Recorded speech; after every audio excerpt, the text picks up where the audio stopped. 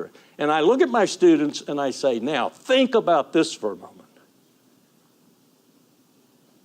What is your CIA doing this moment that you'll read about in 25 years and maybe be ashamed of as a citizen, or maybe marvel at as a citizen? You know, too well.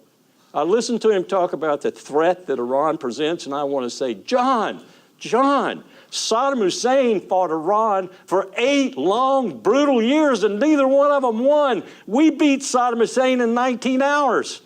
How are they an existential threat to anybody?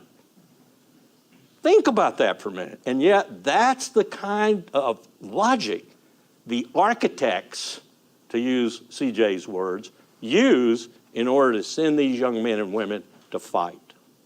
The Greeks had a saying, old men send young men to die. Well, now it's young women too. And there's a commission right now studying whether or not women should be incorporated in the selective service system. And you and I both could sit here and put money on that and we'd be rich. Studying whether or not the selective service system should be maintained at all, of it, political and otherwise. I've been in all 50 states in the last 10 years, some of them multiple times. The one thing that I sometimes say that gets people really, really angry, and in one case in Minnesota got a grandfather coming across the balustrade at me, is that we might draft their daughters. You think that's going to be an easy thing? And yet, we might have to.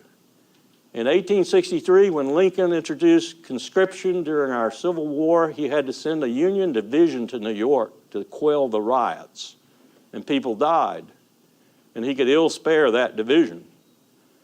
We're looking at a similar situation right now, I think, if we have to go back to conscription suddenly in the middle of a crisis, again in this country.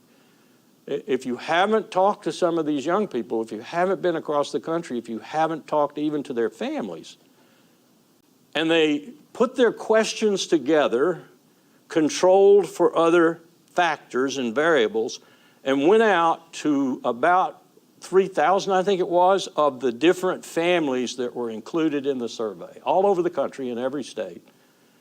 And what they found was, yes, it dramatically impacts their politics. And what they found with regard to the 2016 election, and then with the comments made about it, was it had a lot to do with the some 60 or 70% of the enlisted ranks who voted for President Trump.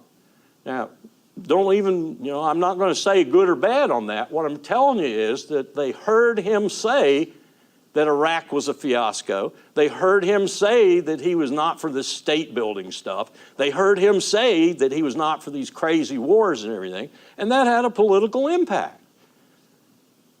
The thing that struck us, though, in the All-Volunteer Force Forum was just how much our anecdotal information from veterans all around, all services, was confirmed by this very exquisite survey and study that these scientists did. This is the most unbalanced time in our history. And that